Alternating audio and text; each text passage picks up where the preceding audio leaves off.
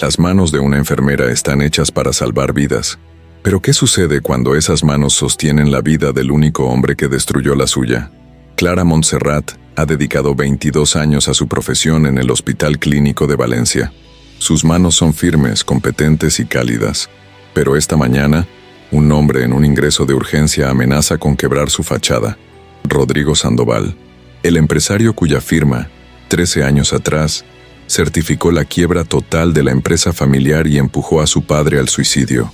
13 años de dolor reprimido, ahora se enfrentan al hombre que yace vulnerable, conectado a monitores, en la cama 320.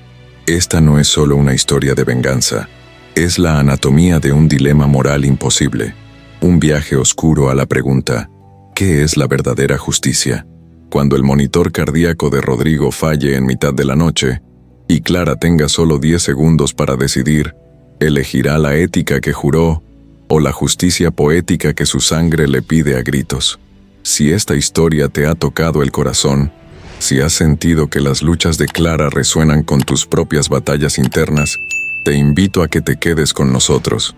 Dale like a este video, compártelo con alguien que necesite escuchar que el perdón no es debilidad sino fortaleza, y suscríbete al canal para no perderte más historias que te recordarán la extraordinaria capacidad del espíritu humano para sanar, crecer y trascender incluso los dolores más profundos. Porque todos llevamos nuestras heridas, pero también todos tenemos la capacidad de elegir cómo esas heridas nos definen. Clara Montserrat siempre había tenido manos firmes. Durante 22 años como enfermera en el Hospital Clínico de Valencia, esas manos habían sostenido a recién nacidos resbaladizos, habían aplicado presión sobre heridas sangrantes, habían acariciado frentes febriles en noches interminables.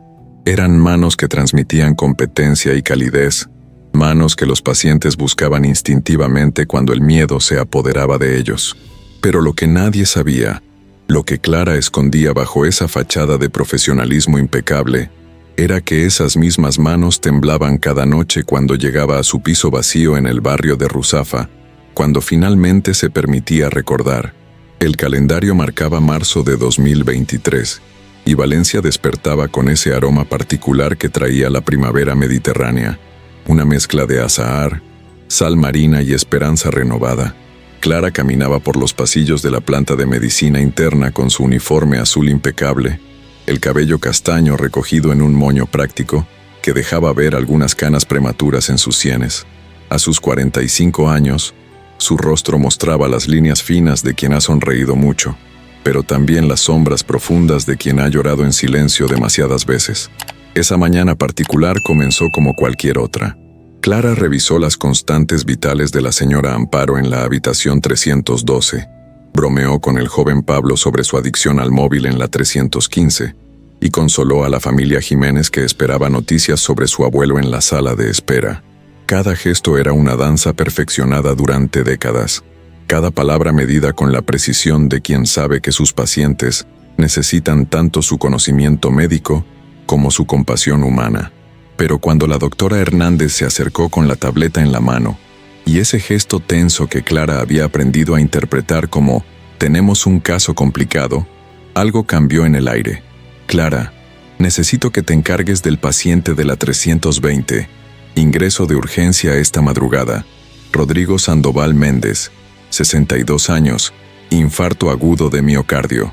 Está estable ahora, pero va a necesitar cuidados intensivos y seguimiento constante.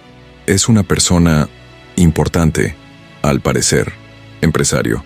La administración ya me ha llamado 3 veces para asegurarse de que reciba la mejor atención». Clara asintió sin pensarlo 2 veces. Tomó la tableta y se dirigió hacia la habitación 320. No tenía manera de saber que ese nombre, Rodrigo Sandoval, era el mismo que había aparecido en documentos legales que su madre había quemado 8 años atrás en un arrebato de dolor y rabia. No podía imaginar que el hombre que yacía en esa cama de hospital, conectado a monitores que pitaban rítmicamente, era el mismo cuya firma había aparecido en la carta que certificaba la quiebra total de la empresa constructora Montserrat e Hijos, la compañía que 3 generaciones de su familia habían levantado con sudor y sacrificio. Cuando Clara entró en la habitación 320, Lo primero que vio fue a un hombre mayor que dormitaba inquieto, con el rostro pálido y demacrado, los labios ligeramente azulados a pesar del oxígeno que le suministraban. Tenía el cabello completamente blanco, bien cortado incluso en esas circunstancias, y sus manos, que descansaban sobre las sábanas blancas del hospital, mostraban la manicura cuidada de alguien acostumbrado a los detalles. A pesar de la fragilidad que le confería la enfermedad, había algo en sus rasgos que hablaba de poder, de decisiones tomadas desde despachos con vistas panorámicas, de una vida vivida en las alturas mientras otros se ahogaban abajo. Clara revisó los monitores mecánicamente. Frecuencia cardíaca estable pero débil, presión arterial controlada con medicación, saturación de oxígeno aceptable. Tomó notas en la tableta. Ajustó el gotero de la medicación intravenosa y estaba a punto de salir cuando el paciente abrió los ojos. Eran de un color gris acero, penetrantes incluso en su estado debilitado. ¿Enfermera? Su voz era ronca, cansada. ¿Cuánto tiempo llevo aquí? Ingresó esta madrugada, señor Sandoval. Ha sufrido un infarto, pero está estable ahora. Necesita descansar y no preocuparse por nada. Él asintió levemente y cerró los ojos de nuevo. Clara salió de la habitación sin mirar atrás, sin saber que acababa de hablar con el hombre que, 13 años atrás, había firmado los documentos que precipitaron el fin del mundo tal como ella lo conocía. Los días siguientes transcurrieron en una rutina aparentemente normal. Clara atendía a Rodrigo Sandoval con la misma profesionalidad que dedicaba a todos sus pacientes. Le administraba medicamentos, controlaba sus constantes, ayudaba a las fisioterapeutas cuando venían para comenzar su rehabilitación temprana. Él era un paciente educado, callado, que rara vez pedía nada y que parecía estar siempre perdido en pensamientos distantes. No recibía visitas, lo cual era inusual para alguien que supuestamente era un empresario importante. Una tarde, mientras Clara cambiaba el suero, Rodrigo preguntó: ¿Lleva mucho tiempo trabajando aquí? 22 años en este hospital, respondió Clara sin levantar la vista. Debe haber visto de todo, todo y más. ¿Y nunca se cansa de cuidar a desconocidos día tras día? Por primera vez Clara lo miró directamente. Había algo en esa pregunta que no era simple curiosidad. Había un peso, una búsqueda. Los pacientes no son desconocidos, dijo finalmente. Son personas que están pasando por el peor momento de sus vidas. Si puedo hacer que ese momento sea un poco menos terrible, entonces mi trabajo tiene sentido. Rodrigo la observó con una intensidad que la incomodó. Es usted una buena persona, enfermera. Montserrat, Clara Montserrat. El cambio fue instantáneo. Rodrigo se puso pálido, más pálido aún que por la enfermedad. Sus ojos se abrieron completamente y su mano se aferró a la barandilla de la cama con tanta fuerza que los nudillos se pusieron blancos. El monitor cardíaco comenzó a pitar más rápidamente. ¿Se encuentra bien, señor Sandoval? Clara se acercó profesionalmente, revisando los monitores, pero él levantó una mano temblorosa. Montserrat, susurró. Dios mío, Montserrat de Valencia, la constructora. Y en ese momento, en esa fracción de segundo en que sus miradas se encontraron y el reconocimiento mutó en comprensión, Clara sintió que el suelo desaparecía bajo sus pies. La tableta casi se le cae de las manos. Los recuerdos que había mantenido cuidadosamente archivados en el rincón más oscuro de su mente estallaron como una presa rota. Se vio a sí misma 13 años más joven, entrando en la casa familiar del barrio de Benimaclet.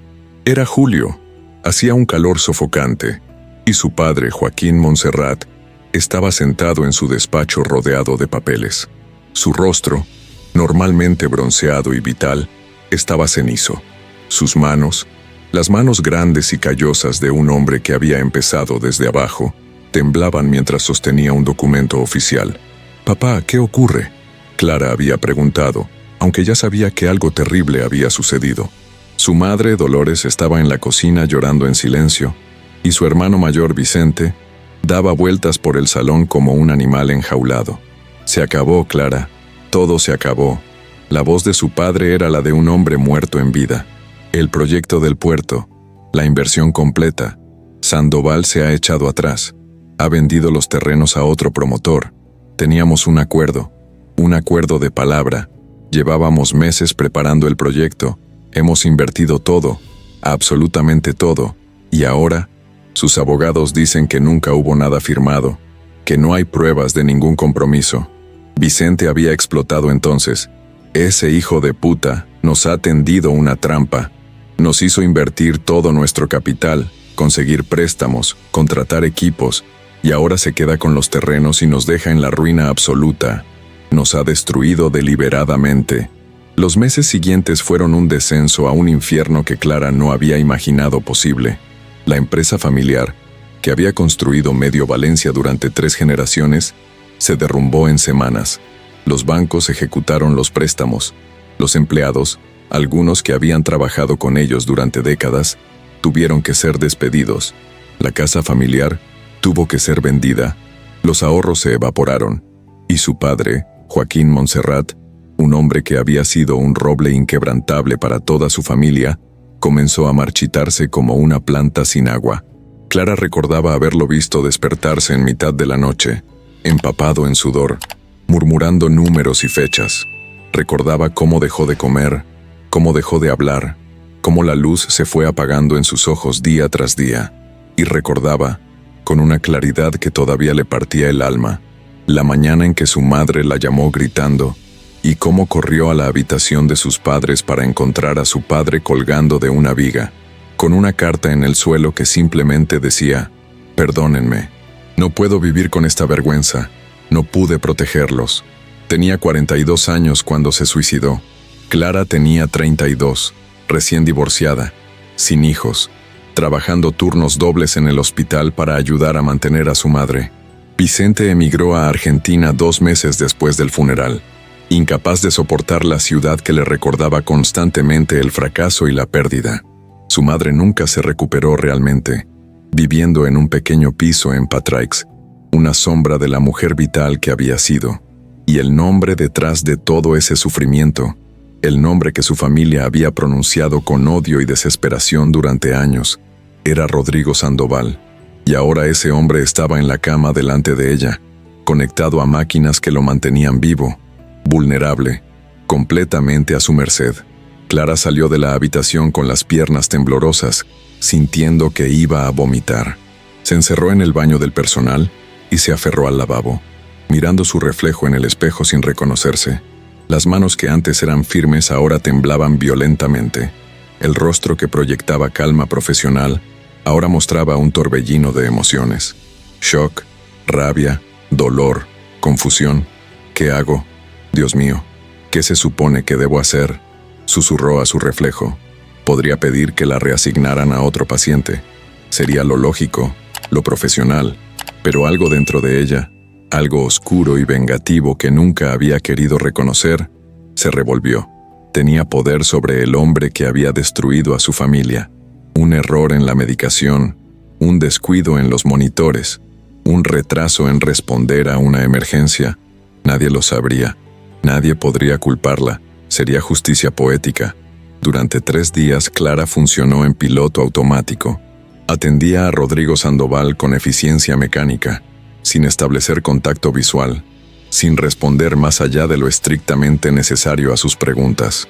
Él no volvió a mencionar el apellido Montserrat, pero Clara podía sentir su mirada siguiéndola cada vez que entraba en la habitación, pesada con culpa no expresada y reconocimiento.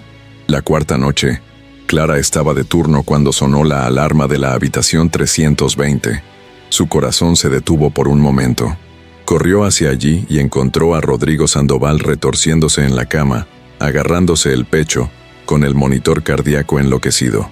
Otro infarto, posiblemente mortal si no actuaba inmediatamente. Y en ese momento, en esa fracción infinitesimal de tiempo donde la vida y la muerte se balancean en el filo de una navaja, Clara se quedó paralizada en el umbral de la puerta. 3 segundos, 5 segundos, 10 segundos. Podría decir que llegó tarde, que hizo todo lo posible. Nadie sabría que se había quedado ahí, viendo sufrir al hombre que había causado la muerte de su padre, sintiendo una satisfacción oscura y terrible. Pero entonces, sus ojos se encontraron con los de Rodrigo, y en esos ojos grises, vio algo que no esperaba. No miedo a la muerte, sino alivio. como si esto fuera exactamente lo que merecía, lo que había estado esperando. Y en ese instante, Clara comprendió algo terrible. Si lo dejaba morir, no sería diferente de él. Se convertiría en aquello que odiaba. Su padre, Joaquín Montserrat, había sido un hombre bueno, un hombre honorable incluso en su desesperación final. ¿Qué pensaría de ella si la viera ahora, dejando morir a un ser humano por venganza? Clara se movió. Sus manos dejaron de temblar y comenzaron a trabajar con la precisión de 2 décadas de experiencia. Gritó pidiendo ayuda. Comenzó las compresiones torácicas, administró medicación de emergencia, ajustó el desfibrilador. Luchó por la vida de Rodrigo Sandoval con la misma ferocidad con la que habría luchado por cualquier otro paciente, aunque cada compresión sobre su pecho se sentía como una traición a la memoria de su padre. El equipo médico llegó. Trabajaron durante 25 minutos angustiosos y finalmente, milagrosamente, el corazón de Rodrigo Sandoval volvió a latir con ritmo estable. Cuando todo terminó y el paciente fue estabilizado, Clara salió al pasillo vacío y se deslizó por la pared hasta quedar sentada en el suelo frío. Las lágrimas que había contenido durante años, desde el funeral de su padre, finalmente brotaron. Lloró por su padre, por su familia destrozada, por los años de rabia y dolor, pero también lloró por sí misma, por la mujer que casi se había convertido en esa habitación, por la línea que casi había cruzado y de la que nunca habría podido volver. No había ganado nada salvando a Rodrigo Sandoval. Su padre seguía muerto, su familia seguía rota, el dolor seguía ahí, vivo y palpitante, pero había salvado algo más importante. Había salvado la parte de sí misma que todavía creía en hacer lo correcto, incluso cuando todo en ella gritaba venganza. Había salvado su alma de convertirse en aquello que más despreciaba. Y esa noche, sentada en el pasillo frío de un hospital a las 3 de la madrugada, Clara Montserrat llegó al fondo absoluto de su dolor y su rabia, y allí, en ese desierto emocional, se rindió. «No puedo más», susurró al vacío. «No puedo cargar este odio. No puedo seguir siendo la guardiana de esta venganza. Que sea lo que tenga que ser, porque mi fuerza se ha acabado». El amanecer llegó con esa luz particular del Mediterráneo que convierte todo en oro pálido. Clara seguía en el hospital, aunque su turno había terminado hacía horas. Se había quedado porque no podía irse, porque algo había cambiado fundamentalmente dentro de ella durante aquella larga noche, y necesitaba tiempo para entender qué era.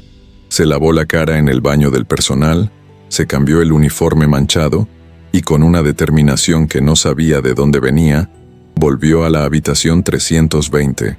Rodrigo Sandoval estaba despierto, mirando por la ventana hacia el cielo que se aclaraba. Cuando la vio entrar, algo en su expresión se quebró. «Gracias», dijo simplemente, y en esa palabra había un peso de significados que iba mucho más allá del agradecimiento por la intervención médica. Clara se acercó lentamente a la cama. Por primera vez desde que había descubierto quién era este hombre, realmente lo miró.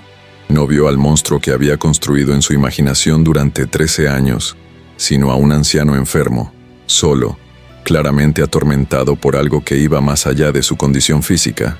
«Usted me reconoció», dijo Clara, no como pregunta sino como afirmación. Rodrigo asintió despacio. El apellido Montserrat de Valencia no es común, y su edad, calculé que podría ser la hija. Después busqué en internet. Hay una foto vieja en un periódico, de cuando su padre recibió un premio del Colegio de Arquitectos. Toda la familia estaba ahí. Usted estaba ahí. Silencio. Solo el pitido constante de los monitores. ¿Por qué? La pregunta salió de Clara antes de que pudiera detenerla. ¿Por qué lo hizo? ¿Por qué destruyó a mi familia? Teníamos un acuerdo. Mi padre confiaba en usted. Rodrigo cerró los ojos, y 2 lágrimas se deslizaron por sus mejillas surcadas de arrugas. Porque fui un cobarde. Porque me dejé presionar por socios más poderosos que amenazaron con hundirme si no les entregaba ese proyecto. Porque elegí salvarme a mí mismo a costa de hundir a su padre. Porque era más fácil destruir a una empresa familiar pequeña que enfrentarme a los tiburones con los que nadaba. Y porque me convencí a mí mismo de que era solo negocios, que él lo superaría, que la gente se recupera, pero no se recuperó. susurró Clara, sintiendo cómo la rabia volvía a trepar por su garganta. Mi padre se ahorcó 6 meses después. Mi madre nunca volvió a ser la misma. Mi hermano huyó a otro continente para escapar de la vergüenza. Yo pasé años trabajando turnos dobles para pagar las deudas que dejó. ¿Eso es lo que usted llama solo negocios? No. La voz de Rodrigo se quebró completamente. No hay manera de justificarlo. No hay palabras que puedan reparar lo que hice. Y he vivido con eso cada día desde entonces. Cada maldito día. Clara sintió una risa amarga subiendo por su pecho. ¿Y se supone que eso me debe hacer sentir mejor? ¿Que usted ha sufrido? Mientras vivía en su mansión en la Cañada, mientras conducía coches de lujo, mientras acumulaba más y más dinero. No tengo nada de eso, dijo Rodrigo, abriendo los ojos para mirarla directamente. Perdí todo hace 5 años. Mi esposa me dejó cuando finalmente le conté la verdad sobre los Montserrat. Mis hijos no me hablan desde entonces.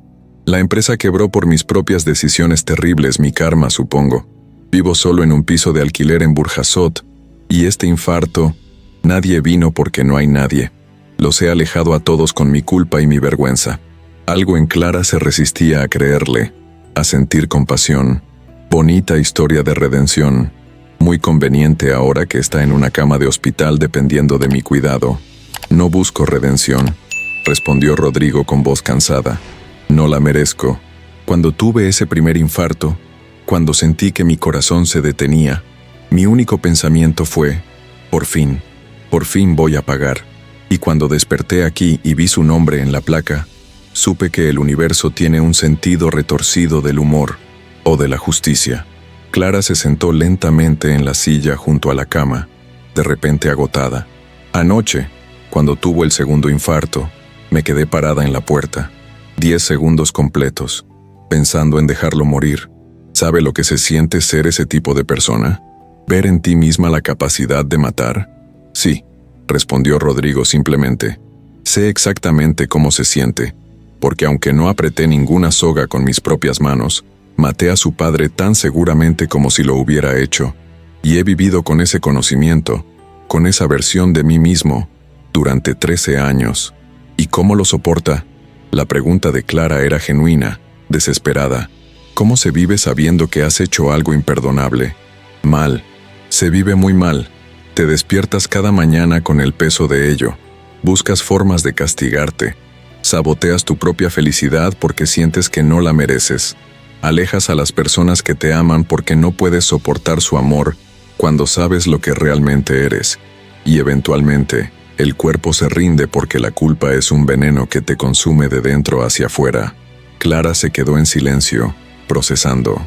Por primera vez en 13 años, el monstruo de sus pesadillas tenía rostro humano, tenía dolor propio, tenía consecuencias, y eso, de alguna manera, era más difícil de manejar que el odio puro que había cultivado.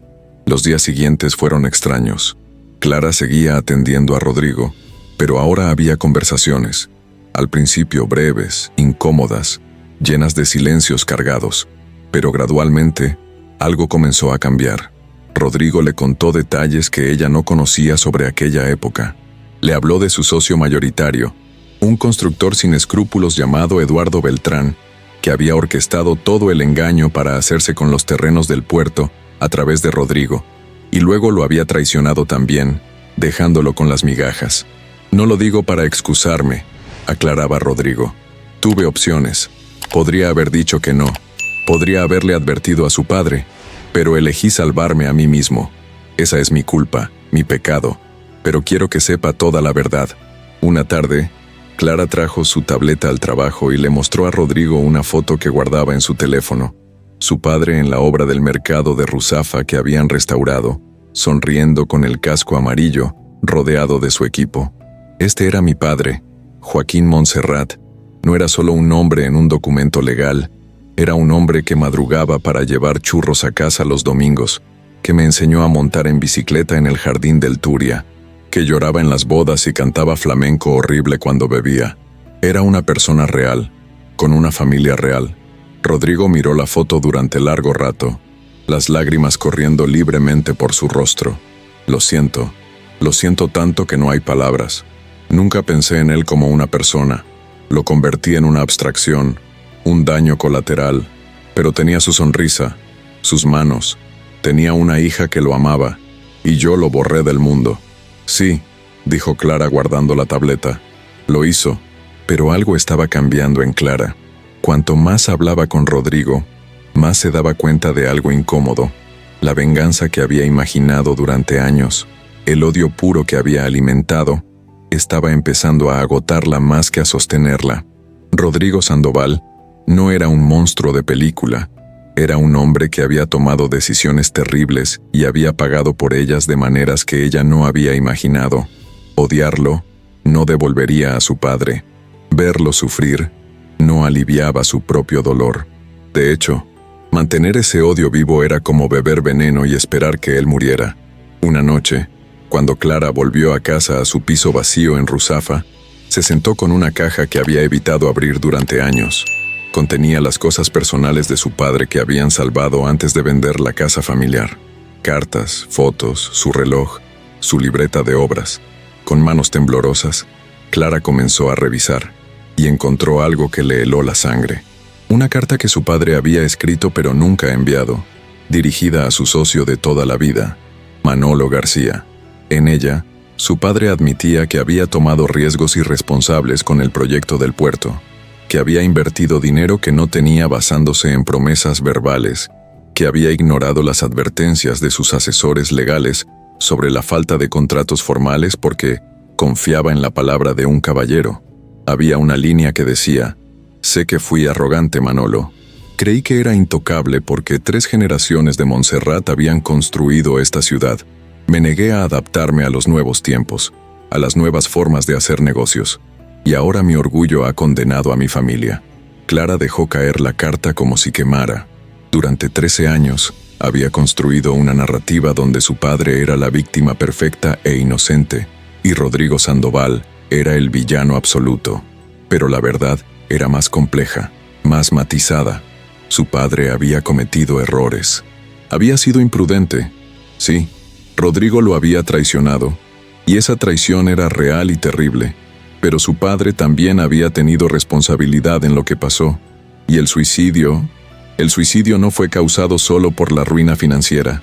Fue causado por el orgullo herido, por la incapacidad de vivir con el fracaso, por una rigidez mental que no permitía empezar de nuevo. Clara amaba a su padre profundamente, pero por primera vez se permitió ver que él también había elegido. Había elegido la muerte sobre la humillación de reconstruir.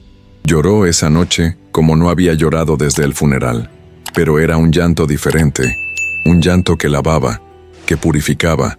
Era el llanto de soltar una narrativa que había cargado como una armadura, protegiéndola del dolor pero también impidiéndole sanar.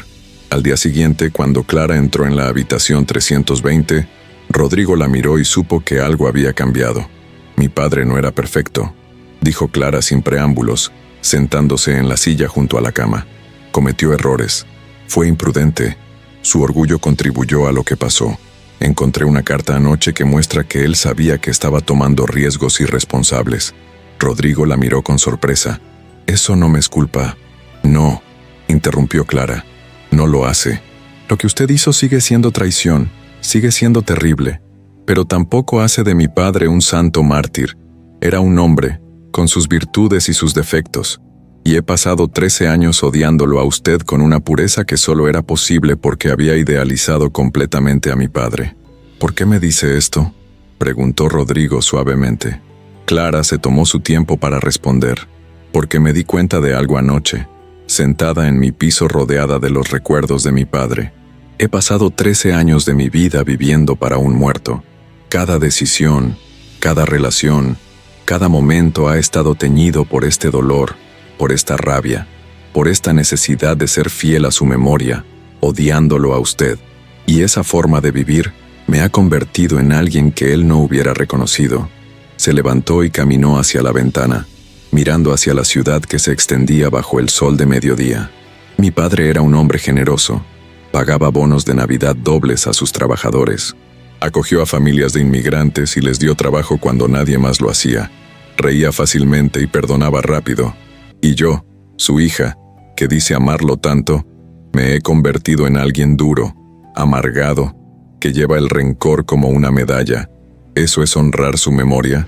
Se giró para mirar a Rodrigo, y sus ojos estaban llenos de lágrimas, pero también de una claridad nueva. Usted hizo algo imperdonable. Traicionó la confianza de mi padre, y eso contribuyó a una cadena de eventos que terminó con su muerte. Eso es un hecho. Pero yo tampoco puedo seguir viviendo como si mi único propósito fuera ser el receptáculo de ese odio. Porque eso no me está matando solo a mí, está matando todo lo bueno que mi padre sembró en mí. ¿Qué está diciendo? La voz de Rodrigo temblaba. Estoy diciendo que no sé si puedo perdonarlo. Honestamente, no sé si eso es posible o si siquiera es lo correcto. Pero sé que no puedo seguir dejando que lo que usted hizo controle cada aspecto de mi vida. Tengo que encontrar una forma de vivir que no esté centrada en usted, ni en el odio, ni siquiera en mi padre muerto. Tengo que encontrar la manera de vivir para mí misma. Rodrigo se cubrió el rostro con las manos, y sus hombros temblaron. Cuando finalmente habló, su voz era apenas audible. Intenté encontrarlos, ¿sabe? Hace 8 años, cuando finalmente reuní el coraje. Quería disculparme, ofrecer reparación, lo que pudiera. Pero la casa familiar había sido vendida. Su hermano había emigrado. Su madre había cambiado de apellido al casarse de nuevo. Y usted trabajaba aquí, pero nunca supe su nombre de pila, solo Montserrat en el registro, y hay varios Montserrat en Valencia. Busqué durante meses y luego me rendí. Me dije que quizás era mejor, que reapareciendo solo les causaría más dolor. Clara sintió algo aflojarse en su pecho, como un nudo que llevaba años atado. Mi madre no se volvió a casar, volvió a usar su apellido de soltera, Sánchez, para alejarse de todo lo que le recordara a esa época. Lo siento, dijo Rodrigo de nuevo. Sé que ya lo he dicho 1000 veces, y que no cambia nada, pero lo siento con cada fibra de mi ser. Si pudiera volver atrás, pero no puede, dijo Clara con firmeza. Ninguno de nosotros puede. Solo podemos decidir qué hacemos desde aquí. Los días se convirtieron en semanas. Rodrigo se fue recuperando lentamente bajo el cuidado de Clara. Las conversaciones se hicieron más profundas, más honestas. Rodrigo le habló de su propia familia rota, de cómo su ambición había destruido su matrimonio, de cómo sus hijos lo habían repudiado cuando se enteraron de las cosas turbias que había hecho en los negocios. Clara le habló de su divorcio, de cómo había saboteado su matrimonio porque no podía dejar que nadie se acercara realmente, de cómo la rabia se había convertido en una compañera más familiar que la alegría. Ambos hemos estado viviendo en prisiones de nuestra propia creación, observó Rodrigo una tarde. Sí, acordó Clara, pero quizás no tiene que ser para siempre. Una noche, Clara hizo algo que nunca pensó que haría. Llamó a su hermano Vicente en Buenos Aires. No habían hablado realmente en años, solo mensajes superficiales en Navidad y cumpleaños. Vicente, soy yo. Necesito hablar contigo sobre papá. La conversación fue larga, dolorosa, pero necesaria. Vicente había cargado su propia versión del dolor, su propia rabia. Pero cuando Clara le contó sobre Rodrigo, sobre las conversaciones, sobre lo que había descubierto, algo cambió. ¿Sabes qué es lo que más me jode, Clara?, dijo Vicente, su voz distorsionada por la distancia y la emoción. Que dejé que esa mierda me robara no solo a papá, sino también a vosotros. Huí porque no podía soportar el dolor, pero en el proceso perdí a mi hermana, a mi madre. He estado solo aquí, cultivando la rabia como si fuera mi única conexión con casa. Yo también, admitió Clara. Pero estoy cansada, Vicente. Estoy cansada de estar enfadada. Estoy cansada de vivir como si mi vida hubiera terminado cuando murió papá. ¿Qué propones? Propongo que intentemos ser familia de nuevo. No podemos cambiar el pasado, pero podemos decidir cómo será el futuro. Cuando Clara colgó el teléfono, sintió algo que no había sentido en años: esperanza. La primavera dio paso al verano, y con el calor mediterráneo llegó también un deshielo en el corazón de Clara Montserrat. Rodrigo Sandoval recibió el alta médica en mayo, 3 meses después de su ingreso inicial. El día que iba a marcharse, Clara entró en su habitación para hacer la última revisión de constantes vitales. Bueno, señor Sandoval, médicamente está todo correcto. El cardiólogo le ha dado instrucciones detalladas para el seguimiento. Tiene que seguir con la medicación y hacer las revisiones periódicas. Rodrigo estaba sentado en el borde de la cama, vestido con su propia ropa, que ahora le quedaba grande después de los meses de enfermedad. Parecía mucho mayor que cuando había ingresado, pero también había algo diferente en sus ojos, una luz que no estaba antes. Enfermera Montserrat, Clara, se corrigió. No sé cómo agradecerle. Me salvó la vida 2 veces. Primero cuando su entrenamiento le dijo que lo hiciera, y luego cuando decidió verme como un ser humano, en lugar de solo como el monstruo que destruyó a su familia. Clara se sentó en la silla que había ocupado tantas veces durante esos meses. No lo hice por usted, al menos no al principio. Lo hice porque tenía que salvar a la persona que yo quería ser, pero con el tiempo, sí, supongo que empecé a hacerlo también por usted. ¿Qué va a pasar ahora?, preguntó Rodrigo. Usted va a seguir con su vida y yo con la mía, y probablemente nunca nos volvamos a ver. Clara había pensado mucho en esto. Hay algo que me gustaría pedirle, algo que creo que necesito para cerrar este capítulo realmente. Lo que sea, quiero que conozca a mi madre, y si está dispuesto me gustaría que hablara con mi hermano por videollamada. Creo que ellos también necesitan escucharlo. Necesitan poner un rostro a la persona que ha sido el villano de nuestra historia familiar durante tanto tiempo. No sé si los ayudará, pero creo que vale la pena intentarlo. Rodrigo palideció. ¿Está segura? Podría ser demasiado doloroso para ellos, para su madre especialmente. Es doloroso, acordó Clara, pero el dolor de no saber, de solo imaginar, de crear monstruos en nuestra cabeza, es peor. Mi madre merece ver que usted es un hombre, no un demonio, que ha sufrido consecuencias, que lleva culpa. No sé si eso le traerá paz, pero al menos le traerá verdad. Una semana después, en un pequeño café en el barrio del Carmen, se produjo un encuentro que habría parecido imposible meses atrás. Clara llegó primero, eligiendo una mesa en una esquina tranquila. Luego llegó su madre, Dolores Sánchez, una mujer de 72 años que llevaba el peso de los años en su espalda encorvada, pero aún mantenía la elegancia natural de quien había sido hermosa en su juventud. ¿Estás segura de esto, hija?, preguntó Dolores, apretando la mano de Clara con fuerza nerviosa. No, admitió Clara, pero creo que es importante. Cuando Rodrigo Sandoval entró en el café, moviéndose lentamente con un bastón que ahora necesitaba, Dolores se puso rígida. Clara sintió la tensión en el cuerpo de su madre. Vio cómo sus manos se aferraban al borde de la mesa. Rodrigo se acercó y se quedó de pie junto a la mesa. No intentó sentarse sin permiso. Señora Sánchez, dijo con voz temblorosa, gracias por acceder a verme. Sé que no tengo derecho a estar aquí a pedirle su tiempo o su atención. Dolores lo miró con ojos que habían llorado océanos de lágrimas. Cuando habló, su voz era fría como el hielo. Siéntese. Si voy a hacer esto, al menos quiero verle la cara mientras habla. Durante las siguientes 2 horas, Rodrigo le contó todo a Dolores. Los detalles del negocio, las presiones, sus decisiones, las consecuencias. No se justificó ni pidió perdón directamente, simplemente presentó los hechos y su responsabilidad en ellos. Dolores escuchó en silencio, lágrimas silenciosas corriendo por sus mejillas. Cuando Rodrigo terminó, el silencio se extendió. Finalmente Dolores habló. Mi marido era un hombre orgulloso, demasiado orgulloso. Cuando las cosas se torcieron, no pudo soportar la idea de ser visto como un fracasado.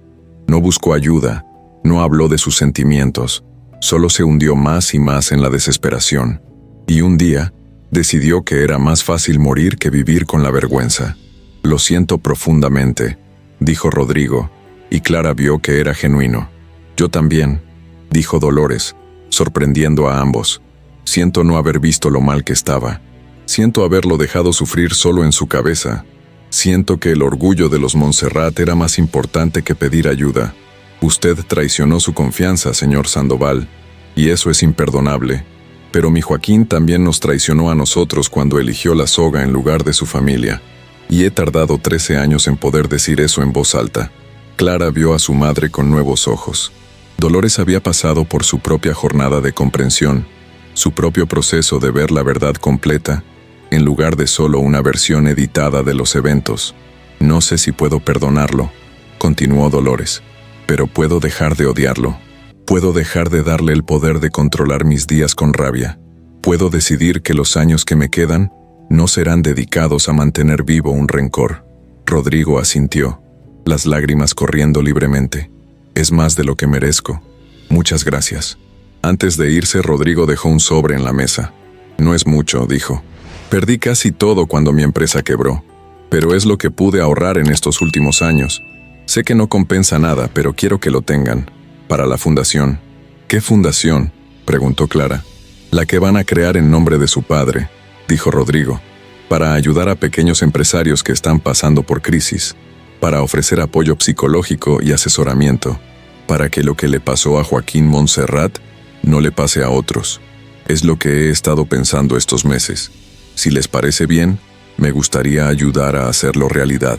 No con mi nombre, por supuesto, sino en las sombras. Sería mi forma de intentar crear algo bueno de algo tan terrible. Clara miró a su madre, y algo pasó entre ellas sin palabras. Una decisión tomada en silencio, un acuerdo de dar un paso hacia adelante, en lugar de seguir mirando atrás. Los meses siguientes fueron de reconstrucción. Clara, con la ayuda de su madre y la participación a distancia de Vicente desde Argentina, comenzó a trabajar en la Fundación Joaquín Montserrat. El enfoque era proporcionar apoyo a empresarios en crisis, no solo financiero, sino también emocional y psicológico, reconociendo que el fracaso empresarial lleva consigo un componente de vergüenza y trauma que debe ser tratado. Rodrigo cumplió su palabra. Trabajaba en silencio, usando sus contactos restantes en el mundo empresarial para conseguir donaciones, asesorando sobre aspectos legales, conectando a la fundación con recursos. Nunca pidió reconocimiento público, nunca intentó usar esto para limpiar su imagen. Lo hacía, Clara llegó a entender, como una forma de penitencia, pero también de propósito, algo que le daba razón para levantarse cada mañana. Clara también notó otros cambios en su propia vida. Al soltar la rabia que había llevado como una armadura durante tantos años, encontró espacio para otras emociones. Empezó a salir de nuevo con amigos que había descuidado. Comenzó a pintar, una pasión de su juventud que había abandonado, e incluso, tímidamente, comenzó a salir con alguien, un profesor de historia llamado Javier que conoció en una exposición en el IBAM. Siempre pensé que si dejaba ir la rabia, estaría traicionando a mi padre, le confió Clara a Javier una noche mientras caminaban por la playa de la Malvarrosa. Pero me di cuenta de que lo contrario era verdad. Mantener esa rabia viva era traicionarlo, porque significaba que dejaba que su muerte definiera toda mi vida. Honrarlo realmente significa vivir de una manera que él hubiera estado orgulloso de ver. Vicente volvió a España para el primer aniversario de la fundación. Fue un reencuentro lleno de lágrimas, risas y sanación. La familia Montserrat, tan rota durante tanto tiempo, comenzó a tejerse de nuevo, hilo por hilo, conversación por conversación. En la pequeña ceremonia de inauguración de la fundación, Clara leyó unas palabras que había escrito. Mi padre, Joaquín Montserrat, era un hombre que creía en dar oportunidades, creía en la palabra, en la confianza, en la dignidad del trabajo. Cuando el mundo le falló, cuando sintió que había perdido esa dignidad, no pudo encontrar la forma de continuar. Esta fundación es nuestra manera de asegurarnos de que otros en su situación encuentren apoyo, encuentren esperanza, encuentren razones para quedarse. Entre el pequeño grupo de asistentes, discreto en la última fila, estaba Rodrigo Sandoval. Sus ojos se encontraron con los de Clara por un momento, y en ese intercambio silencioso había reconocimiento, no de perdón necesariamente, sino de algo más complejo, entendimiento mutuo, humanidad compartida, y quizás el comienzo de algo que podría llamarse paz. Después de la ceremonia, mientras guardaban las sillas y recogían, la madre de Clara se acercó a Rodrigo. Señor Sandoval, dijo formalmente, quiero que sepa que nunca olvidaré lo que su traición le hizo a mi familia, pero también he decidido no dejar que eso sea lo único que defina el resto de mi vida. Mi nieta está esperando un bebé, dijo, y una sonrisa genuina iluminó su rostro por primera vez en años. Vicente ha conocido a alguien en Argentina, y mi hija Clara finalmente está viviendo de nuevo. Todas estas cosas buenas estuvieron en pausa durante años por el dolor. No le doy las gracias por nada, pero reconozco que estas conversaciones, por difíciles que fueran, nos ayudaron a todos a soltar algo que nos estaba envenenando. Rodrigo asintió, sin palabras, pero con una gratitud profunda en sus ojos. Esa noche, Clara volvió a su piso en Ruzafa, pero ya no le parecía tan vacío. En la pared había colgado la foto de su padre sonriendo en la obra, pero ahora podía mirarla sin que le partiera el corazón. «Espero que estés orgulloso, papá», susurró. «Estoy intentando vivir de una manera que honre lo mejor de ti, no lo peor de lo que pasó». Y en su dormitorio, en el cajón de la mesita de noche, guardaba una nota que Rodrigo le había dado el día de su alta del hospital. Solo decía: «Gracias por recordarme que incluso los que hemos caído muy bajo todavía somos humanos. Gracias por elegir la vida sobre la venganza». Su padre crió a una hija extraordinaria. Clara no sabía si algún día podría decir honestamente que había perdonado a Rodrigo Sandoval, pero sabía que había dejado de dejar que el odio hacia él controlara su vida. Y sabía que, al enfrentarse a la tentación de venganza y elegir en cambio la humanidad, había salvado algo más precioso que la vida de un paciente. Había salvado su propia alma. Los años pasaron. La Fundación Joaquín Montserrat ayudó a docenas de empresarios en crisis, previno al menos 3 suicidios que supieron y se convirtió en un modelo para otras organizaciones similares. Clara siguió trabajando en el hospital, pero ahora con un propósito renovado, sabiendo que cada vida que tocaba era una oportunidad de crear un efecto dominó de compasión. Rodrigo Sandoval vivió 5 años más después de aquel primer infarto. Cuando finalmente falleció, fue Clara quien recibió la llamada del hospital. Fue a verlo una última vez. Este hombre que había sido el villano de su historia y que se había convertido en algo mucho más complicado. Un recordatorio de que todos cargamos con nuestros pecados, todos buscamos redención y todos merecemos que se nos recuerde como humanos completos, no solo por nuestros peores momentos. En su funeral, al que asistieron solo Clara, su familia y un puñado de personas de la fundación, Clara leyó unas palabras: «Rodrigo Sandoval cometió actos que causaron un dolor inmenso. Eso es verdad, y no debe ser olvidado. Pero también pasó sus últimos años intentando crear algo bueno del daño que había hecho. Nos enseñó, a pesar de sí mismo, que la redención no es un destino sino un camino, y que el perdón no es siempre posible, pero que la humanidad compartida sí lo es.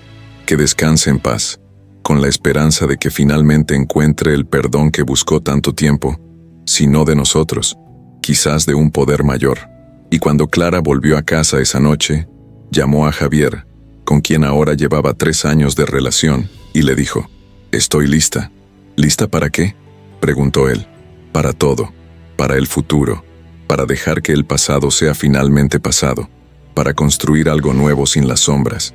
Y así, en ese piso en Ruzafa que ya no se sentía vacío, Clara Montserrat cerró el capítulo más doloroso de su vida y abrió uno nuevo, llevando consigo las lecciones aprendidas pero no el peso del odio. Había aprendido que la justicia no siempre toma la forma que esperamos, que la venganza nunca sana, y que a veces el acto más valiente no es castigar a quien nos ha hecho daño, sino elegir seguir siendo humanos a pesar de ese daño. Y en las noches tranquilas, cuando miraba la foto de su padre, ya no veía solo la tragedia de su muerte, sino también la belleza de su vida, y la forma en que esa vida continuaba generando ondas de bondad a través de la fundación que llevaba su nombre. Su padre había muerto, pero su legado vivía, no en el odio que su muerte había sembrado, sino en el amor y la compasión que su familia había elegido cultivar a pesar de todo. Porque al final, esa es la única victoria verdadera sobre la tragedia. No vengarnos contra quienes nos han herido, sino negarnos a dejar que esa herida nos convierta en aquello que despreciamos. Clara Montserrat había enfrentado el dilema moral más imposible de su vida y había elegido el camino más difícil, el camino de la humanidad, la compasión y la vida. Y en esa elección había encontrado finalmente la paz que había buscado durante 13 largos años. Si esta historia te ha tocado el corazón, si has sentido que las luchas de Clara resuenan con tus propias batallas internas, te invito a que te quedes con nosotros. Dale like a este video, compártelo con alguien que necesite escuchar que el perdón no es debilidad sino fortaleza, y suscríbete al canal para no perderte más historias que te recordarán la extraordinaria capacidad del espíritu humano para sanar, crecer y trascender incluso los dolores más profundos. Porque todos llevamos nuestras heridas, pero también todos tenemos la capacidad de elegir cómo esas heridas nos definen. Gracias por acompañarnos en este viaje.